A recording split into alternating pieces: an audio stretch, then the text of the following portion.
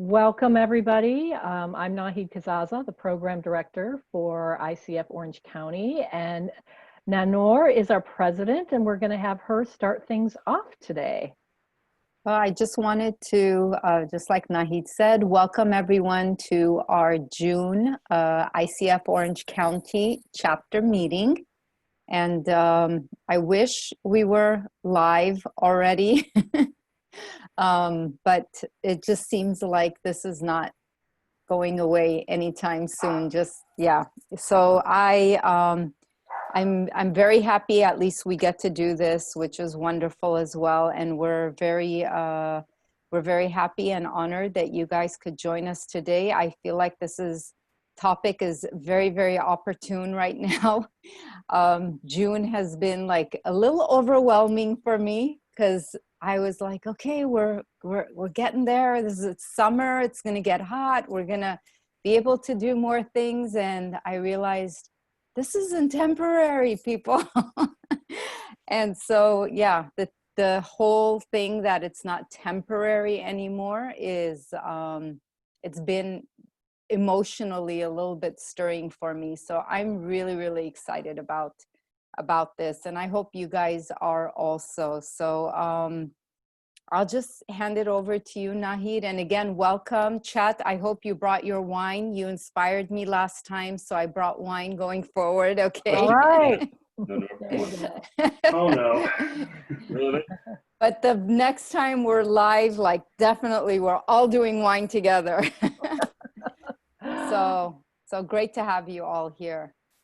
Nahid, please. All right. Well, welcome, everybody. I'm really excited about tonight's program. I went after Dan Radecki. I've seen him speak a few times, and I think he's doing extremely important work in the field of neuroscience.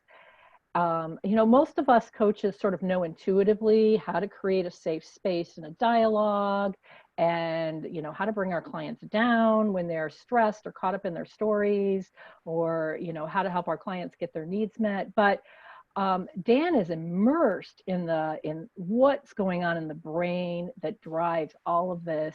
And to me, it's so critical for us to know this. And the topic tonight about creating psychological safety is so critical. I mean, not just for us and our clients. Now we have new modes that some of us may be working with our clients. We have a lot of stuff going on in the world right now that's scary, lots of change, lots of contentiousness, so a lot of dialogue is needed. And so psychological safety is the key to all of this. So I'm really, really excited to have Dan with us. Another thing that Dan has promised me, which I'm so excited about, is that we can take this as deep as we want. So I'm assuming that those of you that are here have varying different degrees of knowledge already about neuroscience. Like you might know what the amygdala is, for example. So Dan is going to give us kind of an overview so that none of us are lost. But if we ask good questions, he'll take us as deep as we want. So this could be a very, very rich discussion tonight. So I'm going to ask you to all mute yourselves, keep your videos on if you can, but mute yourselves during his initial part of his talk so that he can go through his slides and kind of give us the context. But then when it comes time to ask questions, go ahead and ask them, and let's dig deep, because I think this has potential to be a great session. Before I hand it to Dan, let me read his bio. So Dan is a neuroscientist by training, and he's co-authored the book Psychological Safety: Managing the Hidden Drivers of Individual Behavior and Team Success. He's been a guest editor on a special issue for the Journal of Consulting Psychology, has taught thousands of leaders in 40 countries on the neuroscientific underpinnings of effective leadership. He's been published in the Harvard Business Review, delivered a TEDx keynote, has lectured internationally on topics such as the neuroscience of resilience, bias, creativity, leadership wisdom, the aging brain, the biology of collaboration, and the impact of stress on the brain. So Dan, I want to thank you so much for gifting us your time, and I'm so excited to have you, and I will hand it over to you. Thanks, Nahid. Welcome, everyone. And I'm glad you gave everyone license to drink wine during this presentation. That's great. We could talk about what alcohol does to the prefrontal cortex, but that's another talk.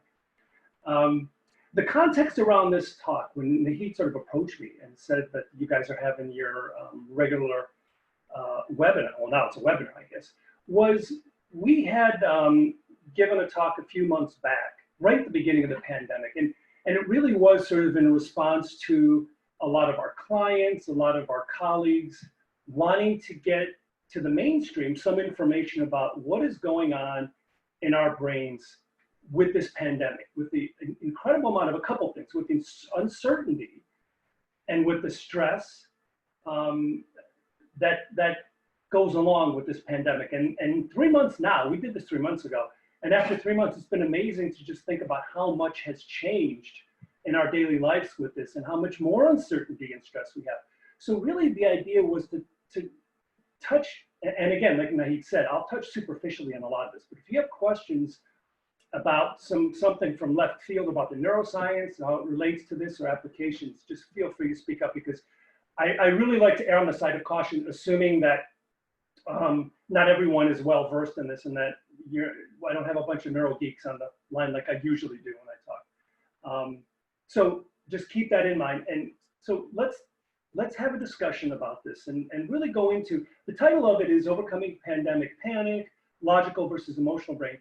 Really what we want to do here is understand that truly logical versus emotional brain, and dig a little bit into the stress, what stress does to the brain, but importantly, this mantra that we have, and it seems to be really effective at sort of diffusing what people are going through and how they see other people in the world, which is, it's not you, it's your brain. It's a simple mantra, and we've used it for a long time, and actually it works great with kids who are going through some of these things. But really what it does is, and this is what we're going to get into, it speaks to the idea that a lot of what we're going through as manifest in our behavior and our attitudes, whether it be biases and things like that, it really is a function, we're starting to find out in neuroscience, of the way our brains are wired, the way our brains have evolved, and just simply the biology of what goes on in our head.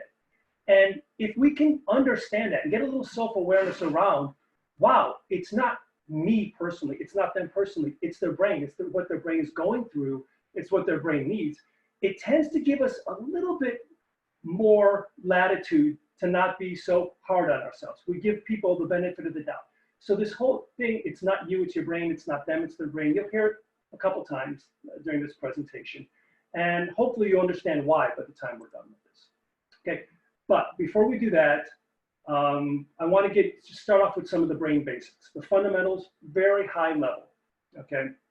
And give you some language to talk about so that when we do get to talking about stress, psychological safety, and what triggers you, you have a little bit of language around it. Okay, so at a very basic level, the way the brain is organized is pretty simplistic if you think about it from evolution, let's say. Let me share my screen so everyone can see. Sorry, I thought it was sharing it.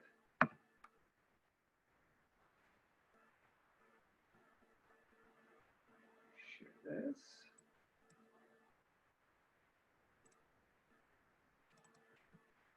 Okay. So we'll start here. And let's go just a little bit into the basic neuroscience like I was talking about. Now, the way the brain is wired is going to be, there's going to be a couple core philosophies of how your brain is evolved and wired. But at the very foundation of it all is this idea that above all else, our brain is going to focus on our safety, okay? And that, again, that makes sense. It's basically the idea that to maximize our chance of surviving and propagating our gene pool, we want to pursue activities, behaviors that first and foremost are safe. So our brain is wired to that extent. And it made sense from a standpoint of evolution because it was smarter in the olden days to err on the side of caution and say that noise in the bushes could be a threatening animal to me as opposed to just an innocuous flock of birds. because if it was indeed an animal, you would have died and not passed on your gene. So really, in essence, our brain is wired for that. We're always constantly scanning our environment for perceived danger, perceived threats. And the way our brain is wired, we're really good at reacting to it. We can react really quickly and efficiently to threats in our environment, much more so than we do to rewards. Now, the reason for this much is driven, and I think Naheed mentioned it earlier, by this area of the brain. We refer to it as a lower brain, but it's actually the amygdala. Okay, that's the area of the brain that we talk about. And this amygdala, I want you to think about the organization of the brain in sort of a yin and yang fashion. On one end of the spectrum, you have this lower brain, the amygdala. And it's very old from an evolutionary standpoint. It's, when you think of amygdala, you think of fear and threat and emotions. Very much focused on threat. Okay, very much when you hear a loud noise in the back of the room, you jump. Your heart races, your pupils dilate. You're preparing for fight or flight. That's this lower brain.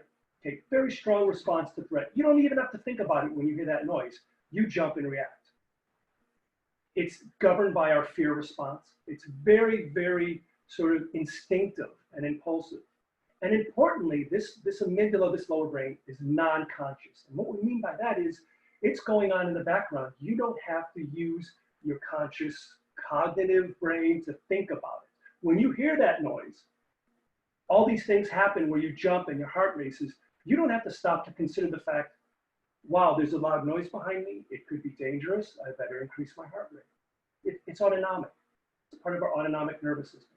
So that's what's at one end of the spectrum in our brain driving our behavior, okay? And again, our brain is very adept at this, and it has evolved to that point. And because of that, we have a very, very strong biologically driven need to react to fear, to look for fear in our environment, and anything that could be in that sort of realm of threatening or fear. Okay, so that's, when you think of that lower brain amygdala, think of fear. Now that's one end of the spectrum. The other part of our brain, the net yang and the yin yang, is the higher brain. The prefrontal cortex, PFC, is sort of what we think about as opposed to the amygdala. Now this is the other end of the spectrum. This is the part of the brain that's sort of unique to humans. Okay, it's new from an evolutionary standpoint. And when you think about what this part of the brain does, it's executive processes. So strategy, being creative, being rational and logical. Some things that you think maybe only humans can do, but putting yourself in someone else's shoes, and even if you don't agree with them, being able to empathize with them or take their perspective. So this part of the brain is very sort of slow and considered, and it's conscious thinking. Okay, it's things we're aware of. We have to actually take time and take effort and energy to use this part of the brain. Right? And one of the wonderful parts of this higher brain, this prefrontal cortex, and this gets important, there's actually a part of it that we call the braking system. And the reason we call it the braking system is because there's a physical anatomical network in this higher brain that serves to inhibit that amygdala, those sort of more base instincts of ours. Okay, think about what a brake does. When you're in a car, you're going down a steep hill. You start to lose control. You press on the brake, you gain control, you slow down, you take control of the car in the situation. That's sort of what this braking system in our high brain allows us to do. We can take control of that amygdala, of that brain that's wired to always look for threat and look for danger. Okay, so it's a great story. We've got this lower brain that has its purpose. It keeps us safe. It keeps us cognizant and aware of any threat in our environment. And we have this higher brain, which is able to put a brake on that lower brain so that we can be human, so that we can interact with people who, even if we don't agree with them, we don't necessarily get into a fight with them. Now, if that was the end of the story with the human brain, everything would be great. We'd have no conflict and problems in society, but we know that's not the case. Because what happens is, in sort of all the variables that we've studied in neuroscience about what affects that dynamic, what is it that can really inhibit this braking system from working? The one variable that pops up time and time again is probably not surprisingly stress. We know a lot about what stress does to the body, to the immune system, to the cardiovascular system, but we're finding out what stress does to the brain.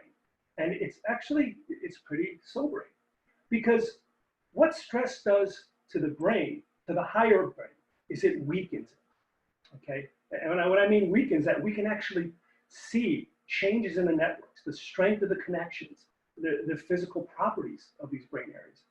Stress, chronic stress, can weaken that higher brain. So what's going to happen? So if that prefrontal cortex becomes weakened by stress, you're less focused, you're less productive, creativity goes out the window, and importantly, that braking system goes offline. Okay, you lose control. Now think about what happens in that car analogy. When you're going down the hill and you don't have your brakes, you lose control, you crash. This is what happens when people are subject to chronic stress. They don't have the ability for that yin and yang type of situation where the higher brain is managing the lower brain. So stress, what we're finding from the neuroscience research is stress can really do some negative things to that higher brain. But that's not the end of the story. That's not all. I feel like I sound like an infomercial, but there's more. Because what happens is that not only does stress decrease the strength of the higher brain, it increases the strength of that lower brain, that amygdala. It's almost as if our brain says, wow, I'm being subject to a whole bunch of stress. I better adapt to be better at reacting to and finding threat. And that's what it does. So when you're subject to chronic stress, your impulsivity goes up. You become more biased. You have more of a negative response to life. And your emotional responses go up because you can't manage that emotional response. So, whereas normally, when you were at work all day and you were under tight deadlines and you were under a lot of stress, you were able to come home, you see the kids, you see the dog, they're barking, the kids are yelling, you have fun, you enjoy it. But under these stressful situations, that higher brain goes offline. You can't manage those emotions. So after that day of stress at work, you come home, now the dog barking and the kids yelling is incredibly stressful, and you scream and you lash out. This is that lower brain taking over because the brake is offline due to stress. Right? So it's some pretty surprising findings from the field of neuroscience, and there's been a lot of studies around this and some of the correlates to this. What happens when we're exposed to chronic stress for quite a period of time and we can't control it? We think this is where some neurodegenerative diseases may start. Depression, anxiety, cognitive dementia, Alzheimer's. Stress may be a contributing factor to all these things. So it's not something that's trivial, which we used to think about. Now, there are ways to manage it that we'll talk about. But this is what I just described here. This is sort of in an average day, in an average world, on a good day, right? You have this dynamic, you have stress. What happens now when we throw a global pandemic into this? This is where people start to have problems, okay? Because what's happening now is not only do you have the normal run-of-the-day stress that we have in the workplace and in our home lives, but now we're thrown in with a whole bunch of stress from not knowing what's going to happen to our jobs, not knowing when we're going to stop quarantining, not knowing if you're going to be able to pay your rent. These types of things pile up, right? And one of the problems with all of this is, as I just mentioned, all of the uncertainty around this. What we're finding in the field of neuroscience is that uncertainty creates stress and magnifies the effect of stress. So the story behind that is that higher brain of ours, the prefrontal cortex, we tend to think of it as sort of a big, it's almost like a big prediction machine. What your brain wants to do is look at the world around you and make sure everything is as you expect it to be, right? So if that's the case, if I'm walking down the street and I see familiar faces and I see a familiar road and everything is as I expect it to be, I don't have to think too much about it. I can go on autopilot, I can be fine, my life is easy. If you're thrown a curve, okay, now if you're in an unfamiliar neighborhood and it's dark and you're not certain about who's out there or what's out there, tremendous amount of stress starts to come into play. Because that higher brain, which is sort of like a big prediction machine, it can't predict anything anymore, right? And there's uncertainty. So we know that uncertainty can really magnify the situation. And that is what we're under now, a tremendous amount of uncertainty. So that's magnifying this impact of stress on our brain. And that's why you're seeing some of the ramifications in people's behavior and what's going on in society today. Now, one of them, for example, is anxiety. There's some good research around the fact that uncertainty and stress sort of morphs into anxiety during times of uncertainty. So if we have stress and there's uncertainty associated with it, we get into an anxious state. Now, I know you may sort of liken anxiety and stress together, but they're not the same. Think of anxiety as stress, which we take to the extreme, whereas stress can mostly be in the moment, what's in front of us. Anxiety is about us internalizing that stress, what we call ruminating about it, thinking about it. It's almost like stress taken to the extreme, focused on for a long time, even though there's nothing in front of us that may be stressful. So that's what we're seeing in society today. Anxiety being produced from all the uncertainty that's going on in the world. And we see this with the mental health disorders and depression and all these things that this can lead to. Okay, so what I wanted to talk to you a little bit about, and specifically focus on some of these things that happen in our brain when we're subject to uncertainty and stress. I highlighted a couple here: the increased impulsivity, the increase in biases. These are particularly bias. This is sort of a hot topic these days. But these are a couple manifestations of people's behavior that we see when they're undergoing, in times like this, uncertainty during stressful times. And remember, to go back to that, it's not you, it's your brain. It's their brain reacting just the way the brain reacts to stress, their brain reacting to the uncertainty.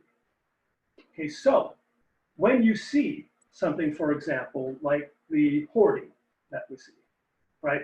And that we saw at the beginning of the pandemic. People were stockpiling goods, toilet paper, and you might think this is crazy behavior. Research shows that there's a tendency to hoard essential items that we think are important during a time of crisis. It's actually hardwired into our brain. And it's sort of an adaptive response to shortage, which we actually share that with other species. We see that in other species in research.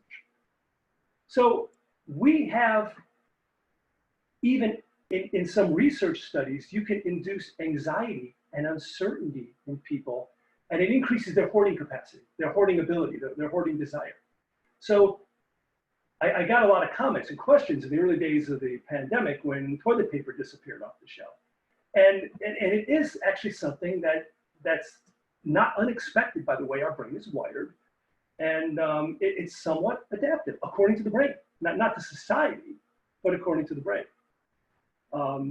So again, and even the research has been extended to show that even when you see someone doing something like this, so when you see that everyone wants a certain item, like in this case, toilet paper, it's a cue to your brain that the item's desirable.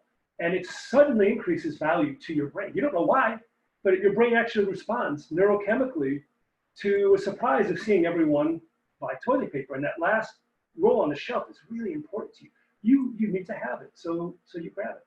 So these types of things like hoarding and uncertainty are not unexpected by what we see in the brain. I mentioned biases as well.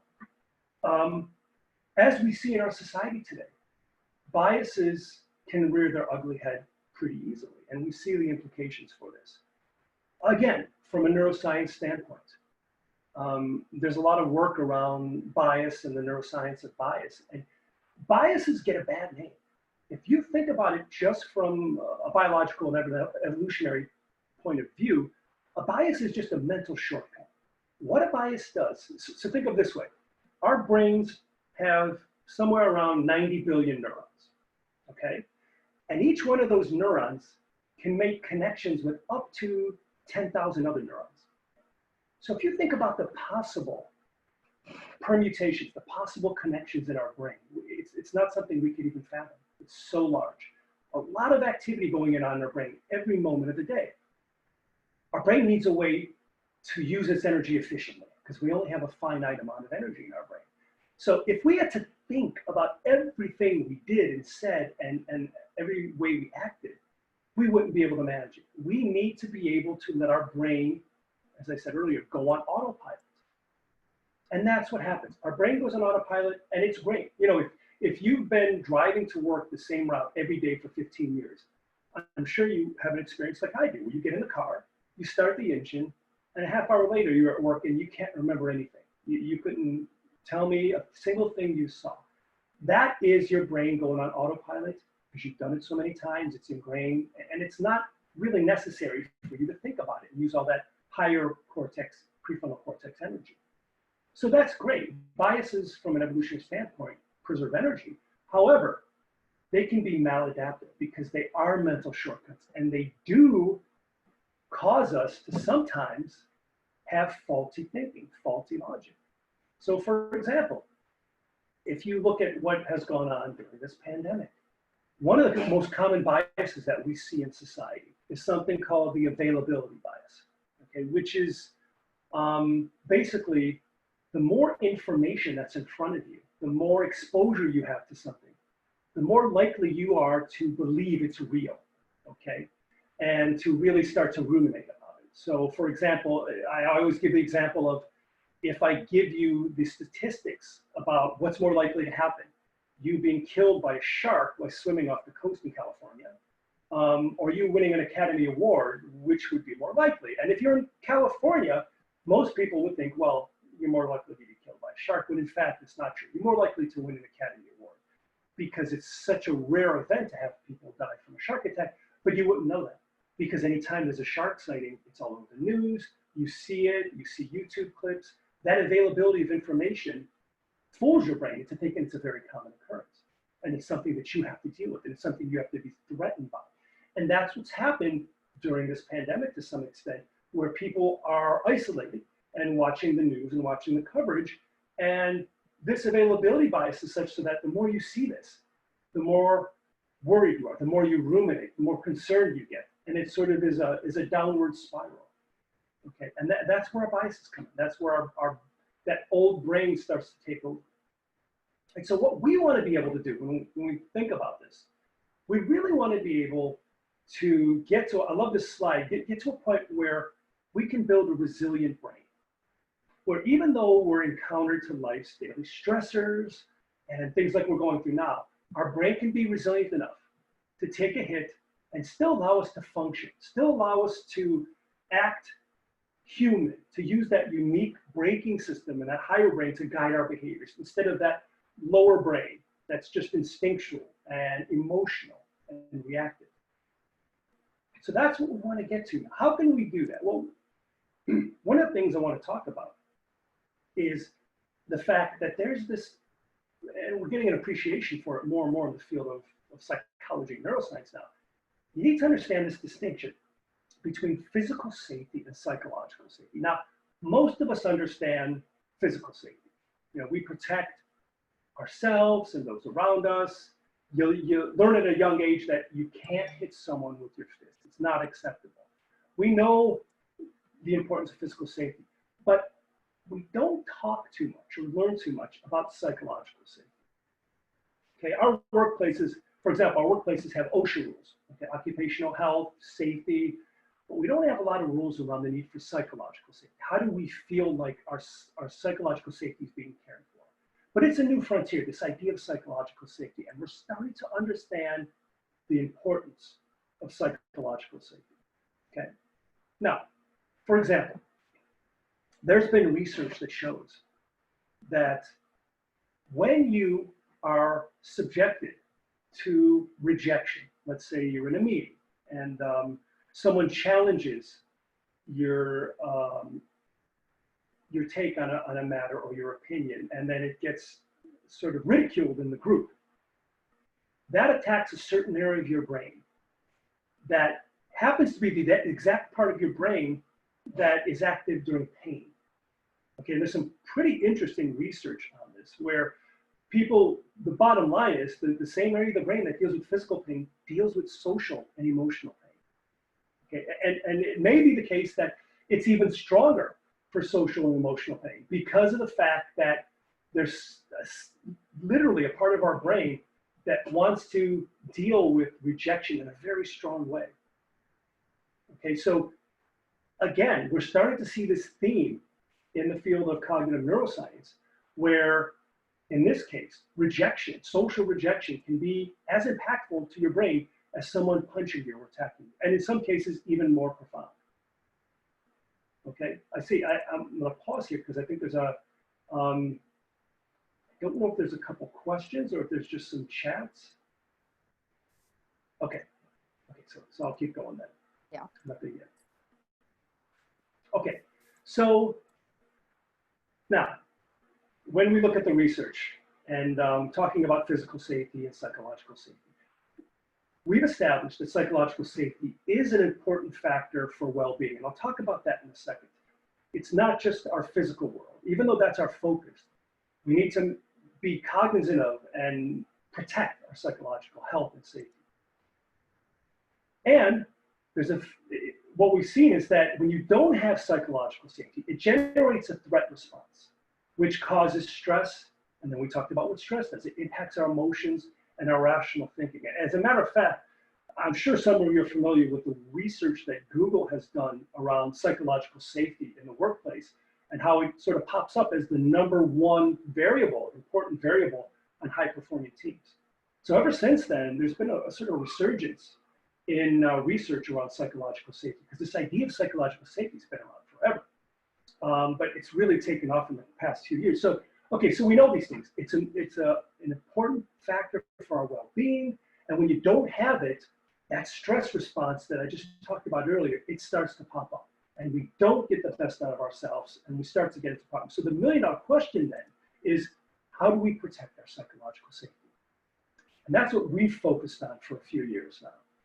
One of the ways we do this is we talk about a model of drivers of our psychological safety through the lens of neuroscience. So what are some of the important factors, we call them domains, that your brain needs to feel psychologically safe? And if these domains are challenged, then stress is a result. So this model is called the safety model, and I'll describe it for you. But basically, as I said, it's your drivers of psychological safety. It's some of the 5 of the more important variables that we've identified that seem to be important to everyone to some extent. The question is, which one is most important to you? And knowing how sort of your brain needs these more or less can help you then with self-awareness around what situations may come up which make me feel psychologically distressed, and therefore it's going to cause problems with my higher brain, right? So the safety model, it's an acronym. And again, it's these 5 variables that we've identified that seem to be important to everyone's brain to get to a psychologically safe state. And that's security, autonomy, fairness, esteem, and trust. So these are the 5 variables that we talk about. And I'll mention each one of these a little bit and how they play out. And the last one in the model is the why. That's the you. That's sort of what makes you individual, your individual preferences, the way you were raised, your genetics, what's going through your head and your environment in this moment, how that influences all these other variables. Okay, so let me show you a little bit about this model, talk about it, so you have an understanding of it. So the first domain we talk about is security. Security, again, this is an important need that all of our brains have for psychological safety. It's simply your need for certainty, okay, predictability. Remember, I mentioned earlier, during times of uncertainty, stress is enhanced, okay, and then we see all these things that pop up in our behaviors. So we need this sense of security in our lives, and there's been a lot of research around this idea that if you don't have a sense of consistency in your life or security, then your brain starts to rebel. Okay, so what happens? Let's say security is a variable that we've identified in this model. It's important. What might you experience if security is a variable? It's one of those domains that's really important for you, for your psychological safety. Well, you might have a high need for predictability. You might be resistant to change or to risk, because security and certainty is all about consistency, and change is the polar opposite of consistency. I have a lot of individuals on my team who have a very high need for security. And when I manage them, I have to be very cognizant of the fact that if they're being asked to do something different or to lead a change initiative, it's going to be difficult for them. Okay.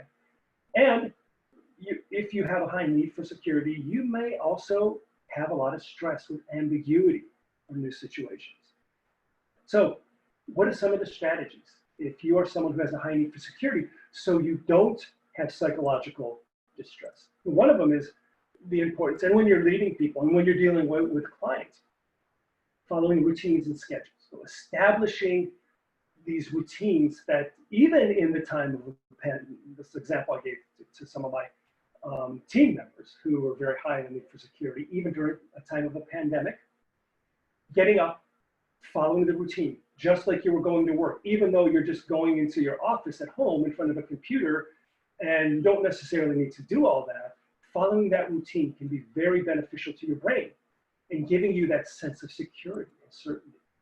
Fostering open communication as well. If you're high in security, you're going to crave that communication and those details. So that's important for you as well if you have a high need for security. And finally, with each one of these, I'll give you in red font here sort of some of the take-home messages based on the neuroscience research. Mindfulness training is one way in which we have found that can really help people who have their sense of security and certainty challenged. The mindfulness story is really interesting, and what we found from years and years of research is that mindfulness training seems to strengthen that braking system that I talked about earlier. Mindfulness training can actually sort of reverse what stress does to the higher brain. So the ability to be in a mindful state, whether you call it mindfulness training or meditation, it does something to that braking system that makes it more resilient. So even though you're under stress, and even though you're not getting your sense of security and certainty during these times, your brain isn't going to react so strongly. So mindfulness training is one way. I think, to me, it's probably the one with some of the best research around it to be able to strengthen that braking system and keep that prefrontal cortex online. Okay, so that's the S in the safety model. The A is autonomy. Now, autonomy is pretty straightforward. It's the need that all of our brains have wired into us to feel like we have control over our environment. Our brain needs to know what's going on and that we have a say in it. There's a lot of research around the importance of autonomy and control in our lives. We've actually found that there's a correlation between how much control you feel you have over your life and your stress and your mental health. In fact, one of the worst things that can happen, I get this question a lot. I get the question a lot of, are some people less susceptible to what stress does to the brain? You know, for example, I hear people say, I can be under a tremendous amount of stress at work and I'm fine. I don't feel any of those things that you said stress does to the brain. But what we're finding is what seems to be really detrimental to the brain and stress is if you feel you have no control over your stress. If you feel what we call the victim mentality. When you feel you have no autonomy over your stress, it can lead to depression and anxiety and some pretty severe consequences. Okay, so autonomy, another one of those domains which is important to all of our brains. Now, if, again, during a pandemic like this, if you have a high need for autonomy, what you might be going through is you need to know that you have choices. It's very important to you. And to avoid situations where you have no control. Now imagine someone with a very high need for autonomy, being in lockdown, being in quarantine, and not being able to go shopping to the supermarket, not being able to do what they normally do. That's a tremendous amount of psychological distress for them. What we found, strategies for this, is focusing on things you can control, of course. Having that mindset of positivity, of what I can focus on, what I am in control over, as opposed to what I'm not. And when you're managing people and dealing with people like this, offering choices and accommodating personal space, the great thing about this autonomy is it just needs to be a perceived sense of autonomy. You don't actually have to be in control. I like the example of on my team when we do performance reviews. It's a very stressful time for everyone. And long ago, I started realizing that my team is a real high autonomy need team. So I tried to give them some autonomy along with their performance review, which is difficult. But I just did a simple sort of activity which worked, which was I let them set up the performance review time, day, and place on their own. Instead of me saying, I want you in my office at 2 o'clock for your performance review, I now came to their office whenever they wanted me to. They set up the meeting. It seems trivial, but it gave them that perceived sense of autonomy. They weren't in control. They were still going to get the same results, whether it was in my office or theirs, but that perceived sense of autonomy helped them a little, helped them manage that stress of the performance review. Now, from the neuroscience research, what we have found is that to manage that need for autonomy and what the brain goes through when you don't have a sense of control, exercise can be very beneficial for the brain in this regard. Again, we know what exercise does to the body, but we're starting to find out how it improves and benefits that higher brain. And basically, the story with exercise is that when we're undergoing a lot of stress in our lives, remember I mentioned those 88 billion neurons, and there's a lot of activity and a lot of junk that gets created in terms of waste that needs to be cleaned out of the brain every moment of our lives. Stress impacts our ability to do that. It impacts our ability to sort of housekeep our brain on a regular basis. Exercise seems to be able to increase the amount of these chemicals in our brain that almost act like housekeepers that help clean up the brain when we're going through stress. So again, exercise for something like a lack of autonomy can really be beneficial. Okay, so that's the S and the F in the safety model is about fairness. Fairness, it may sound very straightforward. We have a need to both engage and experience fair exchanges for ourselves and for other people. That's wired into our brain. And we only recently appreciated how important fairness is to all of our brains in the field of neuroscience. So let me give you an example. If I put this up, it's dinner time, right? You open up your casserole and you see it filled with maggots. Okay, you get, yeah, I'm looking at, no. Okay, you've got this sense of disgust on your face, right? It's a great example. This sense of disgust that we have as humans, it's wired into us. Why? It's adaptive. Long ago, as we were evolving and adapting to our world, you know that if we ate something that was dangerous to us, we needed our brain to know and let us know that we never would eat it again. So we associated these dangerous things with a very strong emotional, almost visceral response. And that's what disgust is, right? So you eat something bitter, you eat something spoiled, you know what it feels like. You get that immediate disgust response. Well, it turns out that when people treat us unfairly, that same disgust part of our brain gets activated. It's a powerful response physically, and it's actually a very powerful response psychologically for us as humans. So when we feel we're not being treated fairly, it activates that disgust area of the brain, and we start to become very driven by that amygdala, and the stress response is brought out. So fairness is important to all of our brains, not just a nice to have, but it's something that's wired into us. Now, the question, of course, is how important is fairness the most important thing to you? Where does it rank in your safety profile? If you have a high need for fairness, if you're someone who that's very important to, you may become immediately reactive if you even think that someone is taking advantage of you or of someone else. Okay, it works in that way too. If you feel like you just got to the store and everything, all the toilet paper is gone, that sense of fairness is going to trigger your brain because it's a high need for you. And you may really need a high need for transparency of information, of what people are telling you. So these are some of the things that you may experience if you have a high need for fairness.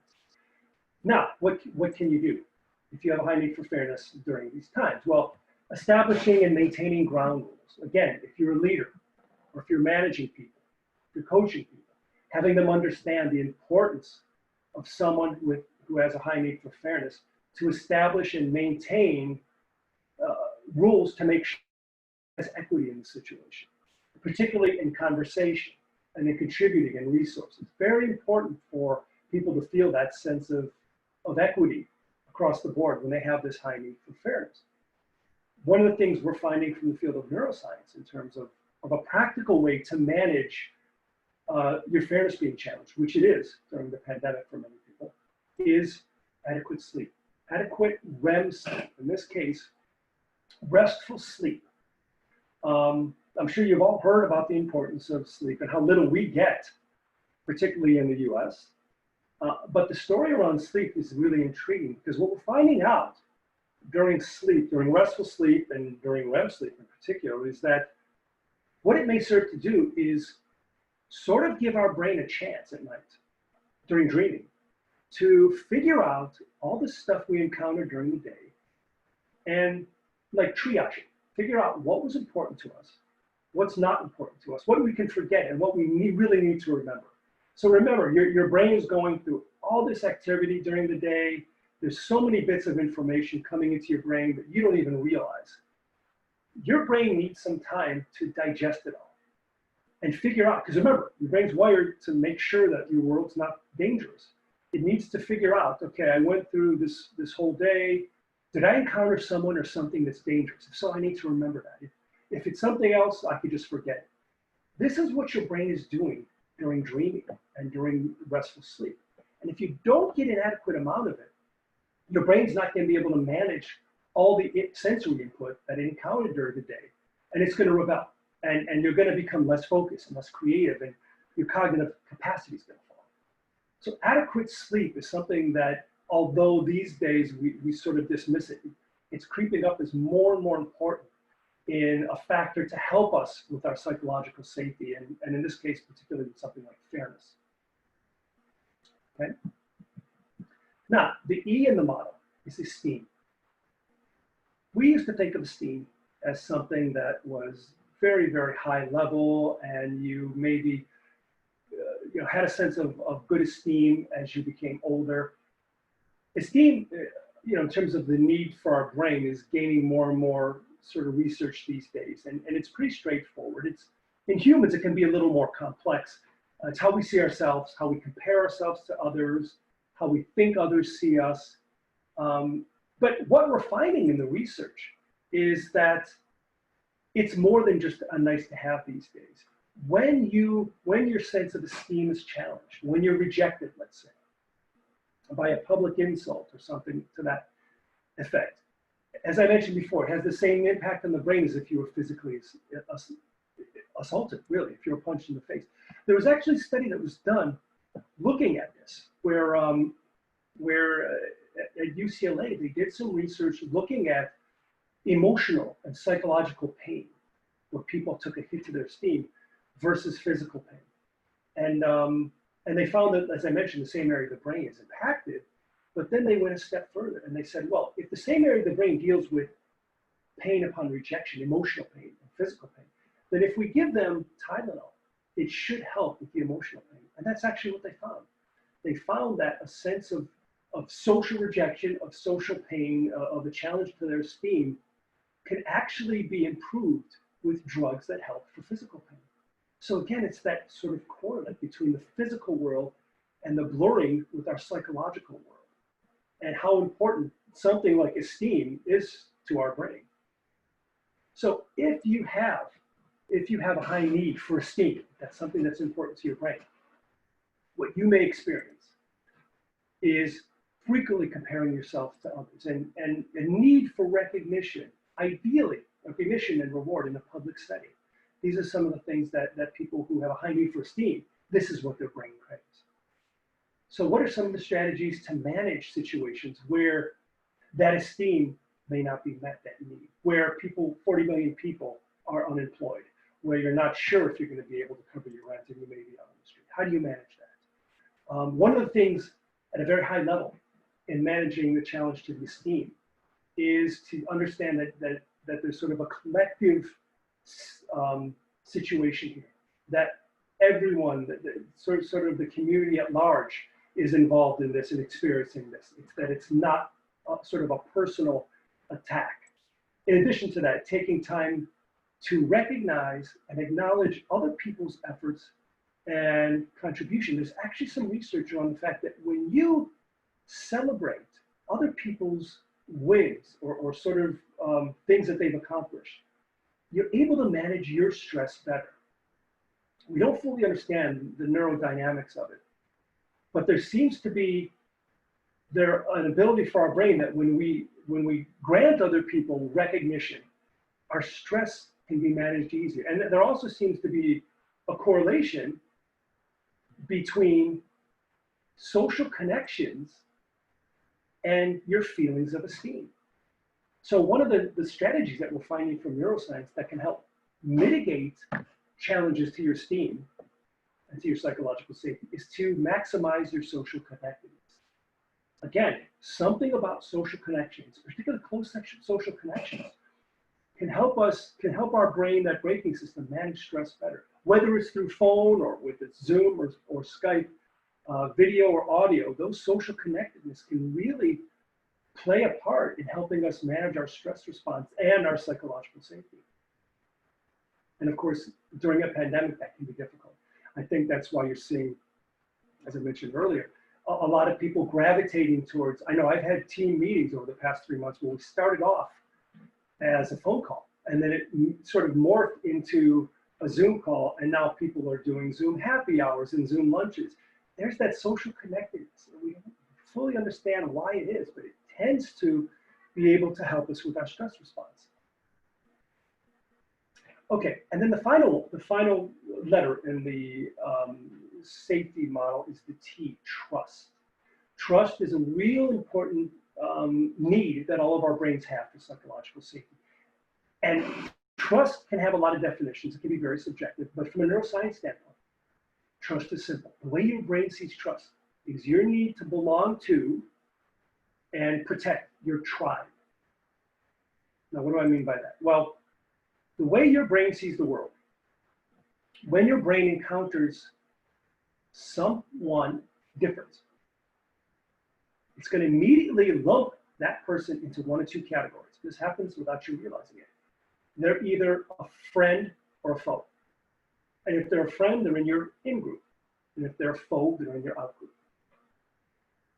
And your brain literally has different wiring systems, different parts of your brain that deal with the in-group versus the out-group. Okay, and it's some fascinating research around this, but really sort of the neural basis of trust. Because our default as humans, the way our brain is wired, remember that basic principle. We always want to know that things in our environment are consistent and that there's no threat. Well, if you meet someone who's very different from you, they look different, they sound different, they dress different, your lower brain, that old brain, is going to go on alert. And it's going to immediately want you to throw that person into your out group until you get to know them and figure out, okay, this is a safe situation, even though they look and sound different than me. They're similar enough to me. I like them. They can go in my in-group.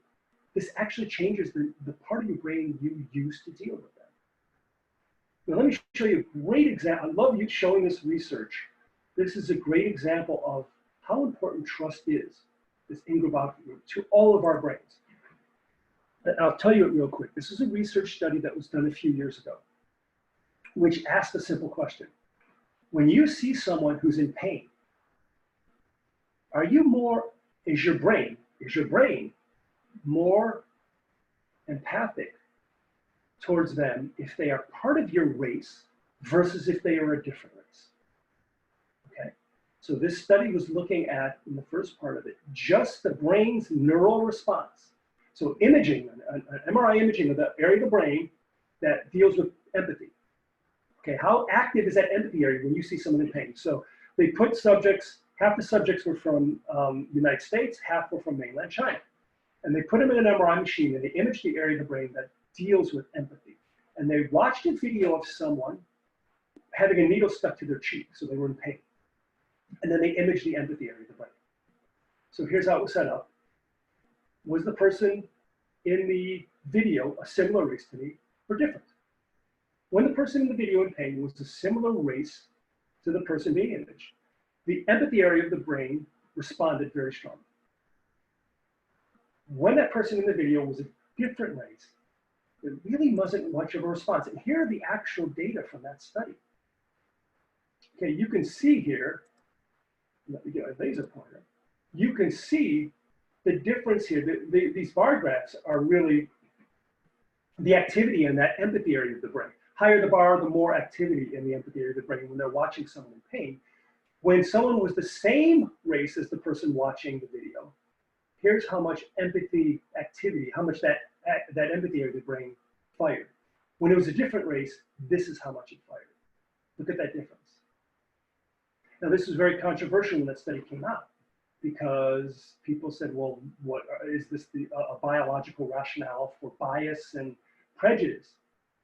This was actually just looking at how the brain responds. Now, when they asked these people, how would you respond to this person who has a needle stuck to their cheek? What would you say to them? They all responded with empathy, okay? Their behavior, regardless or not, whether the person was the same race, they responded with empathy. So this response, even though someone wasn't part of your in-group necessarily, that higher brain, that prefrontal cortex could come in and say, this person's in pain, they're human. I can relate to that. I feel empathy for them. I would behave empathically. But this is what's going on in that odor, in that brain at the neural level. So this is the disconnect. This is how an animal would see the world. This is how a dog would respond. If you walk into an elevator and you don't know a dog and it growls and bites at you, as opposed to if you walk in and you're the owner, the dog is happy and wags his tail. We as humans, usually when we encounter someone different in an elevator, we don't bark at them or bite them, because we have that braking system, that higher brain, to sort of temper that amygdala and lower brain. And that's what we can do as humans. But the point here is this ability, that higher brain ability, can be impacted by stress. And then when that happens, our biases can emerge, and that in-group versus out-group can really take hold. Okay, that's what we're learning. And a really nice correlate to this study, done a few years later, showed that if you had exposure to that different group, so this study was done with subjects in the US and subjects in mainland China. A follow-up study was done with subjects in Australia and subjects in China who had both lived in those various countries. So they had exposure living with and interacting with that other race. When they did the research, they found this whole effect went away, that their brains actually responded the same whether or not that person was part of their race, because they had exposure to them. Exposure seems to be the key. Exposure to diversity seems to literally change the way your brain is wired, how you use your brain to deal with other people. Okay, so what are we talking about here then? If you have a high need for trust, you might experience a high need to work with other people and teams, and you're excited by working on the team because you're looking for that in-group experience. You may have a high sensitivity to exclusion or rejection because you're very much a part of needing to be in the in-group. So what are some of the strategies if trust is really important to you and it's being challenged? Well, one of the things we know is what's important is to find commonalities and shared experiences, like I just mentioned before, with other people. That commonalities and shared experience can blur, as researchers have said, you can blur the distinction between the in-group and the out-group from your brain's perspective if you can find commonalities and shared experiences with other people. And in addition to that, if you can adopt the mindset of the we and not I, if you can, again, come from it from a collective standpoint as opposed to just what you're going through. Now, what are some of the neuroscience strategies that we talk about in trying to manage our need for trust? There's a few of them, but the one that I wanted to highlight here is, it may sound a little bizarre, fasting. People think of fasting in terms of how it affects our body weight and cardiovascular health. But we're finding some interesting research around the fact that fasting can actually improve your cognitive performance and your ability to use that higher brain, that prefrontal cortex. Now, here's how the story goes. This is some of the research is showing. As we develop as humans, we always didn't have the luxuries we do today of as many meals we wanted a day, having grocery stores delivered to us, going out to eat. We evolved from the majority of human evolution in a society where food was not guaranteed. Okay, so you had to hunt. You had to be creative in looking for food sources. And one of the things that our brain adopted to was the fact that if we were in a state of hunger and we were out looking for food, we really needed to turn it up a notch. We really needed our brain to be fully focused and creative in finding and figuring out a way to get food because it was life or death. So there was a mechanism in our brain that we think is still there today. It's almost like a switch, whereby if you were in a fasted state for an extended period of time, this switch in your brain is flipped, where you become focused and creative, and you almost increase the capacity of that prefrontal cortex of the higher brain. So what some of the research is suggesting is that when you fast, when you go with, it suggests around 16 hours or so without calories, it may switch that, it may flip that switch in the brain so that now you can become more focused and aware and creative and cognitively adept. So this is what people are looking at now with intermittent fasting and the different type of fasting protocols that are out there. We think that that can help with our ability to focus and be more creative, but also we think from the perspective of the in-group versus out-group, by doing so, by having that, it allows us to lean more towards keeping people in our in-group or moving them to our in-group as opposed to that old threat-based brain, which is really going to want to keep different people sort of in that out-group. Okay. And then finally, the why. I mentioned the why a little bit in the model. That really speaks to the individuality of you. When you think about these domains I just talked about in the safety model, which one's most important to you based on your context, how you grew up, your personality, what you're going through in this current time. For example, my team is a team of very, very autonomous individuals. So autonomy is incredibly a high need for them. However, during this pandemic and during some other things where there was a lot of uncertainty thrown into the situation, now their focus is on security. Autonomy isn't as important to them. It's all about certainty, knowing they're going to have a job, they're going to be able to have a project to work on, all these types of things. So that's where the why comes in. What you're currently going through, that can influence which of these factors in the safety model is most important to you for your psychological safety. And during these times, during the pandemic, that whole idea, you can imagine if security is coming up, is really critical for people to have their brain's need for security met, because there's so little of it these days. All right, so one of the things then I would ask you to think about is to be aware of your brain's needs and reflect how your brain is impacted by what's going on. What are your external influences that are impacting your psychological safety? By the media, what you're watching on TV, by your friends, what they're going through, by the messages from the world around you. What are these influences that are impacting your psychological safety? And this is, again, where we go back to the idea, if it's not you, it's your brain. We try to think about each one of these when we talk about the safety model, sort of ranking them, which one's most important to you? And then using some of the strategies of how to manage if it's security. If security is most important to you.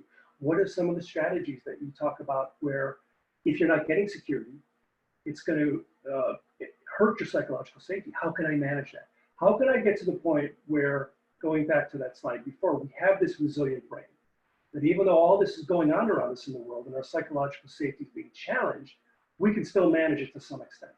And we can come out the other end, not a total train wreck, and not full of anxiety and depression and all these other things that we're starting to see emerge from something like a global pandemic and all the uncertainty associated with it. Okay. So I know I wanted to give a lot of time for any questions or sort of some insights that people may have. But one of the things I did want to highlight is the fact that if you wanted more information, our website is right there.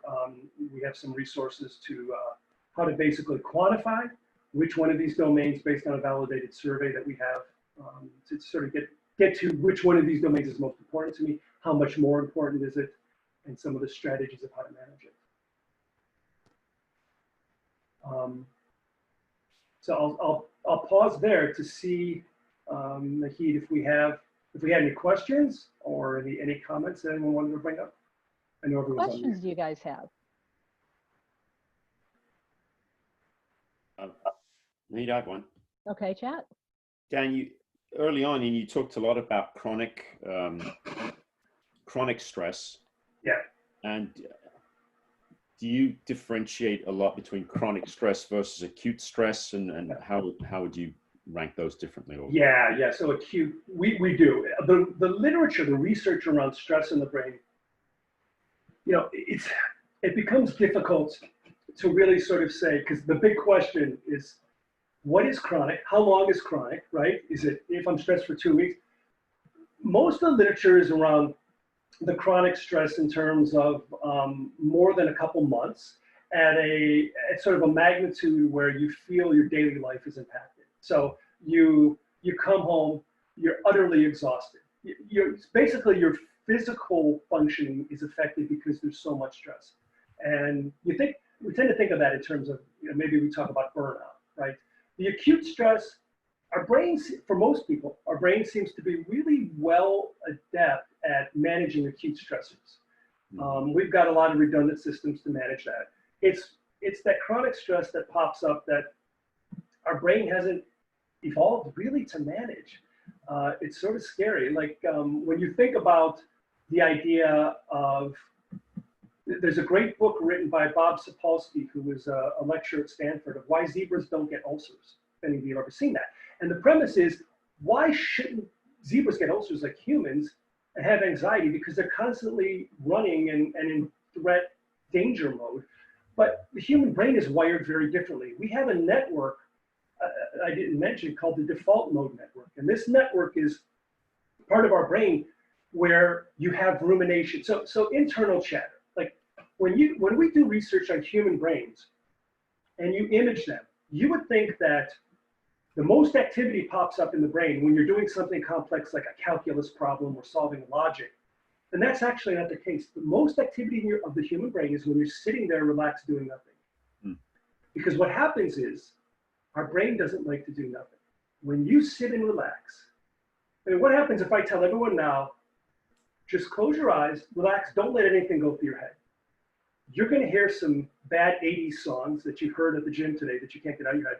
You're going to think about what you're doing this weekend. That's called the default mode network. And we call it that because it's the default that our brain goes to when we're not doing anything else. And it's great because it allows us to think about the future and do some abstract things. But on the other side, it allows us to get into trouble because we can think about our stress. Whereas an animal, stress in front of them, it's gone, it's all over. Humans, stress in front of us, it's gone. Oh no, now I'm going to worry. I'm worried that the market's going to collapse. My 401k is gone. I'm going to lose my house. What's going to happen? This rumination. And that's where we get into trouble as humans. And that's why humans have depression and anxiety and are suicidal, and most animals aren't. So we can deal with the acute stuff. It's that chronic stuff over months that really starts to do the number on our brain. And that's where we focus the research. Okay.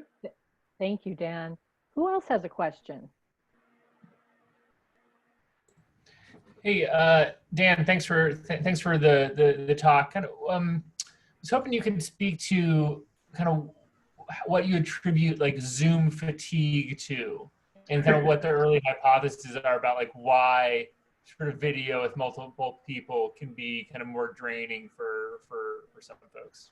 Yeah, I think from a perspective, well, first of all, the idea of, I mentioned earlier, sort of the webinars and whatever it is, the visual focus is important to humans. We have more than half of our cortex, the outside of the higher part of our brain, dedicated to vision in some way, shape, or form.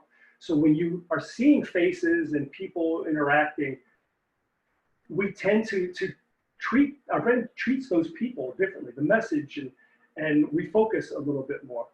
I think because we're not so used to, I mean, think about it, in our daily jobs, you're probably most of the time face-to-face interacting with a few people. It's pretty rare where you get into a room and you have a dozen people and you're looking at all of them and you're dealing with all of them all day, every day. That's pretty rare. So I think with a Zoom fatigue, it's about trying to get your brain to a point now where it's able to do that, but from the confines of your comfortable home environment where you're not used to doing that. And there's a disconnect. Our brain is trying to do one thing, but our old brain is telling us something else, and we're not used to that. We don't have that habit built into our brain yet where we should feel comfortable sitting where we're at in our shorts and our t-shirts, whereas we normally be in a suit and tie, having all of our colleagues in front of us, but you're face to face. There's a bit of a disconnect there. And anytime, I mean, here's the bottom line. Anytime you have to use that prefrontal cortex more than normal, it gets fatiguing. It gets to, you'd be surprised how much energy that little prefrontal cortex uses per surface area. It uses more than anything in our body. So it becomes really draining when you have to do something with a lot of cognitive effort and intention. And I think that's what part of it. And Dan, there's been some chats about the fasting. And Elliot, I didn't want to interrupt. Did you have another add-on to your question? Yeah, I mean, just I've talked to a lot of coaches who find video coaching harder than phone coaching. And I just wonder if, because it's cognitively harder to like engage in the video rather than get a soft gaze downward where you're actually listening, but there's less noise in your brain. Yeah, it could. I mean, you guys being coaches, is it more difficult to do a face-to-face than it is a phone? For me, yeah. Yeah. I mean, this is what I've heard because we work with all coaches in our programs. And, you know, anytime there's more, there's an upside and downside. Anytime your brain uses more of the senses for something in front of you, it's richer. So you get more input. When you're in front of someone, you get that 3D, you get the body language, you get the facial expressions, you get all these subtle cues that you don't even have to think about. And it's great. You're able to then put pieces together and maybe you can sense they're not being genuine in their response. Whereas over the phone, that might not be the case. But it does come at a price because it is more taxing to do 10 face-to-face coaches or interviews or one-on-ones than it is doing it over the phone. So the question is, though, is it as effective? Are you as effective doing it over the phone as you are doing it on Zoom or doing it in 3-dimension? Yeah, I've heard both ways. So I have some friends that are coaches that really depend on a lot of the visual cues. Yeah. And I happen to be one that I feel like I'm more effective on the phone because I can get deeper very quickly with someone on the phone. So I think it depends on the coach. That's my opinion. I would love to hear if anyone else has an opinion. Yeah, I would agree with that. Of course, my camera's not working on Zoom. I've been on Google Hangouts all day, seeing my clients. But I would say this, my clients insist that I be seen and that I see them. So I rarely do phone coaching. I do a lot of corporate coaching with corporate executives, and it's all face-to-face. And of course, now it's on Google Hangouts or Zoom. So this is what I know. But I would say this, Dan, I agree with you. At the end of the day, if I've had 8 clients, I'm exhausted. And I'm far beyond exhausted than I would be if I were face-to-face with them. So there's something about the electronic coaching that is wearing.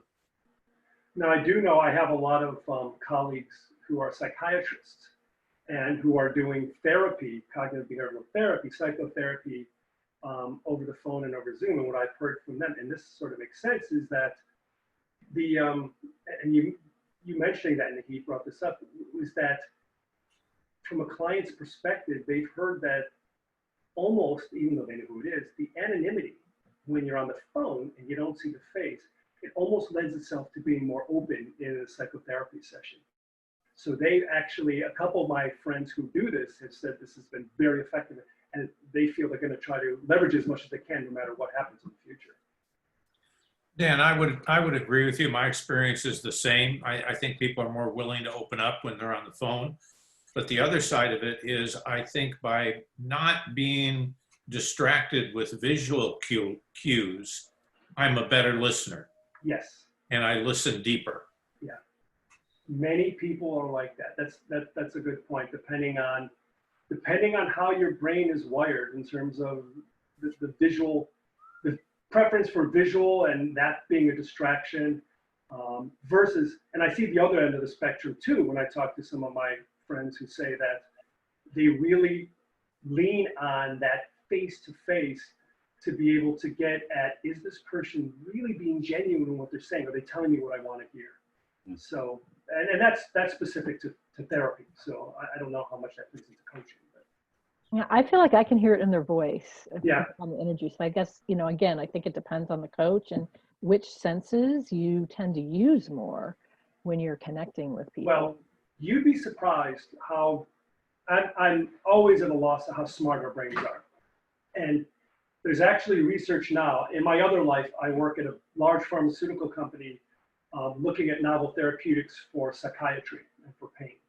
And one of the things we're looking at, which sounds silly, but it actually is starting to play out, is diagnosing depression by recording someone's voice and analyzing the voice. And again, our brains are so adept at picking up subtle cues, not just visually, but tactile and auditory, that it's not surprising. So when you say you can pick up on the voice intonations and the subtle changes, a lot of it may just be, I don't know, Naheed, if you're conscious of it, but a lot of times people say, again, in this field of depression and diagnosing depression like this, they'll say, I don't know why, but I know they're not being truthful, or I know this person has depression when they're diagnosed as not. And it's just something, what I've learned over the years is more and more from the research, we need to trust our gut instincts more than we do, because there's a lot we don't know about our unconscious brain and how we formulate things based on data and experiences that we don't even think about. So there's something to be said for really trusting that gut instinct. Yeah. There were a couple of comments in the chat about fasting, and it sounds like there's a question, what type of fasting you're talking about, and then there was an answer, intermittent fasting, but I didn't know if you wanted to elaborate at all on that. Yeah, I always get that question. So the fasting, really the research was around caloric restriction. So it really didn't talk about the method. It was about, and I said 16 hours because that's what a lot of the research was around. So some of the research that's been done in terms of intermittent fasting, which is really popular these days, really has done it in the most simplistic way, which is when you're sleeping, use that as a big portion of your fast. So the way they did it was have people stop eating at 7 p.m. at night and don't eat till 11 a.m. in the morning. Okay, and that's 16 hours. And that's, most people, 8 hours of that is half of it is you're sleeping. So it's a little bit easier. But that 16 hours they came up with, that seemed to be, generally speaking, when you start to see that switch become activated. Interestingly, they're finding that in females, it may be a little less. It may be 14 hours or even 12 hours, where without calories, that starts to happen.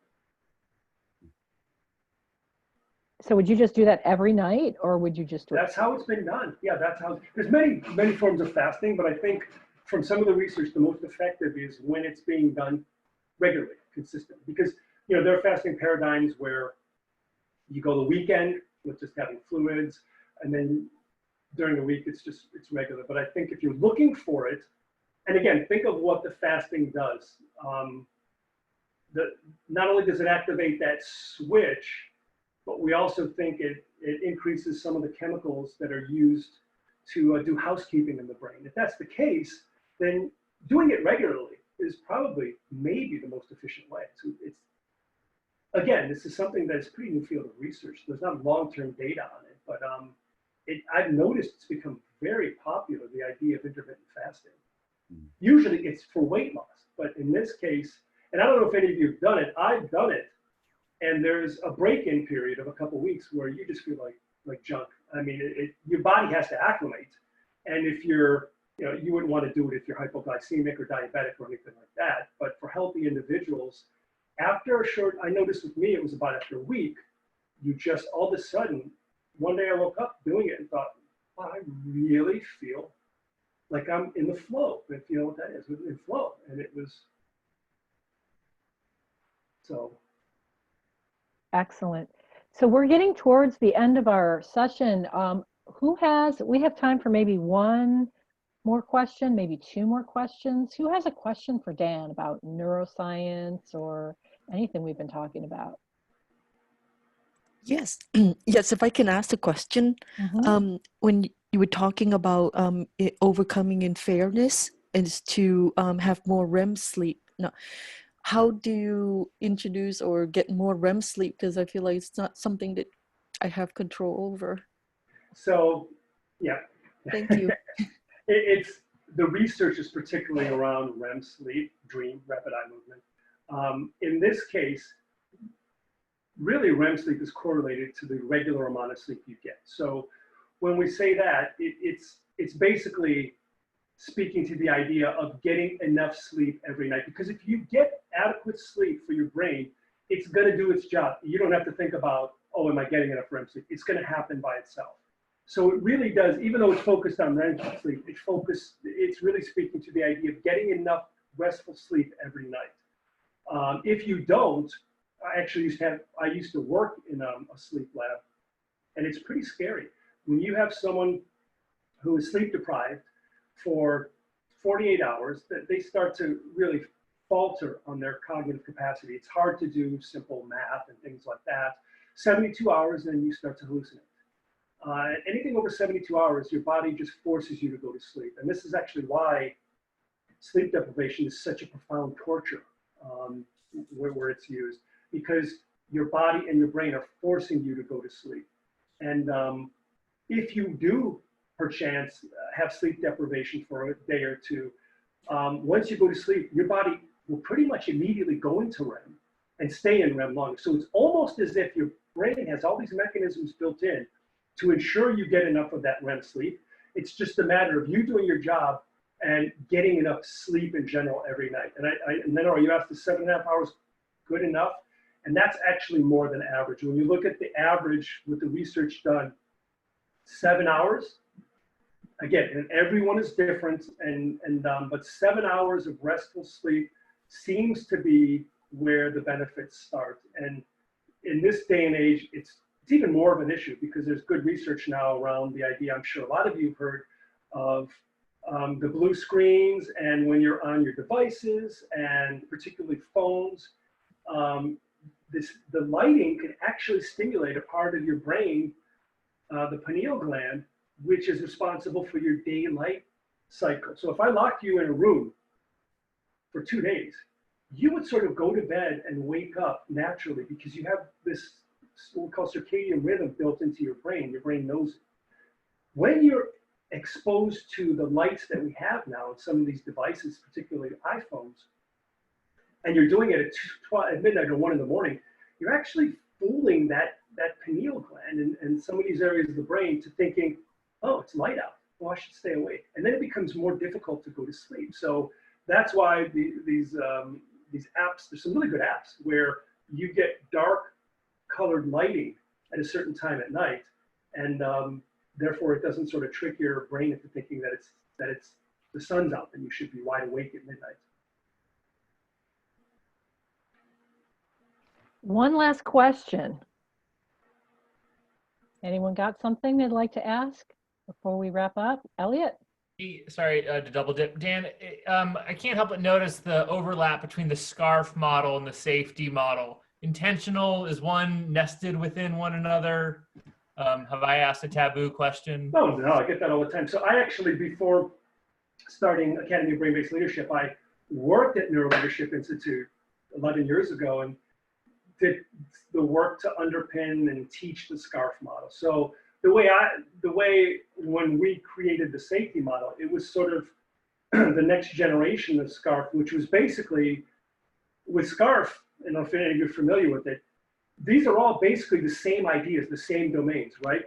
But with the problem I always had with SCARF was people would say, well, the way that it's presented, it seems to be something written in stone. This is, if you have a high domain for autonomy, that's it. That's who you are. That's what it's going to be.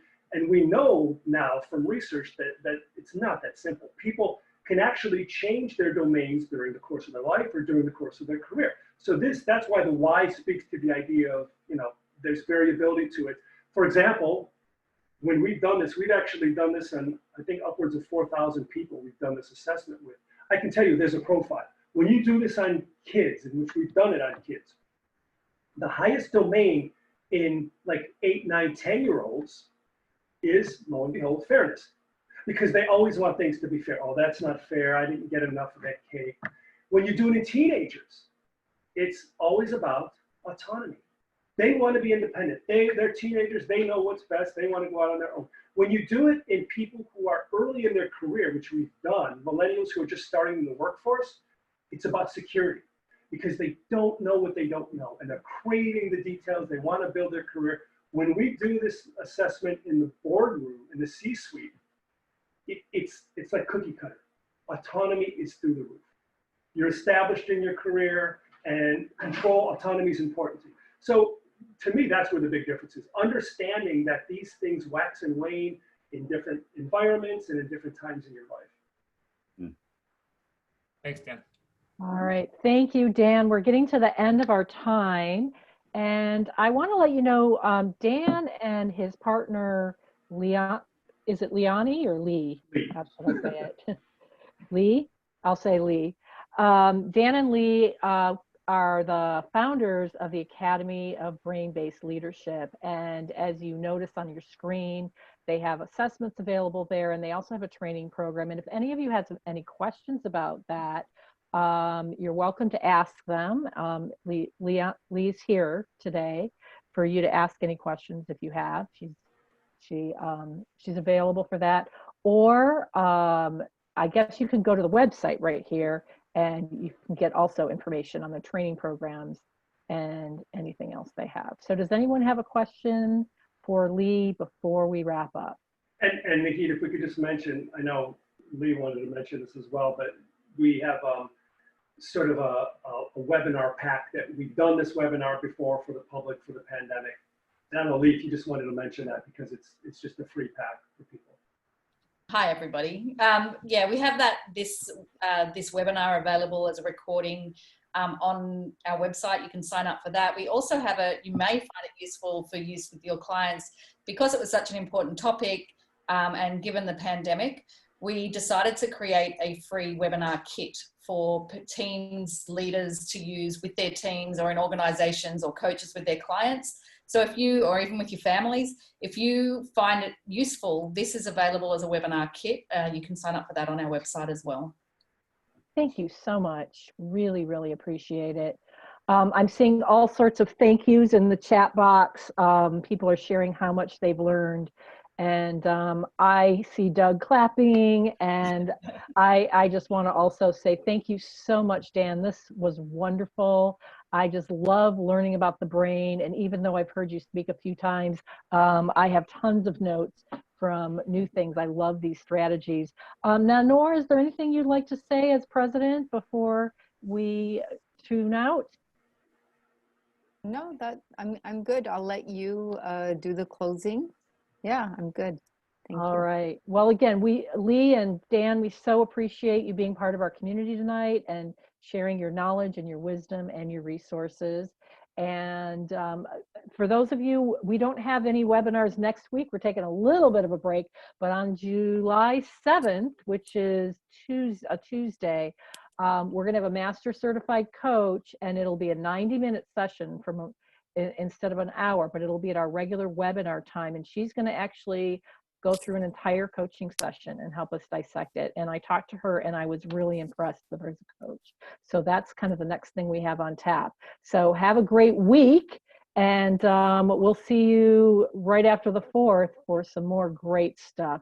Thank you, everybody, for being with us tonight. Really appreciate it. Thank you, Dan. Hey. This was amazing. Thank you. Bye. Bye, everyone. Very good.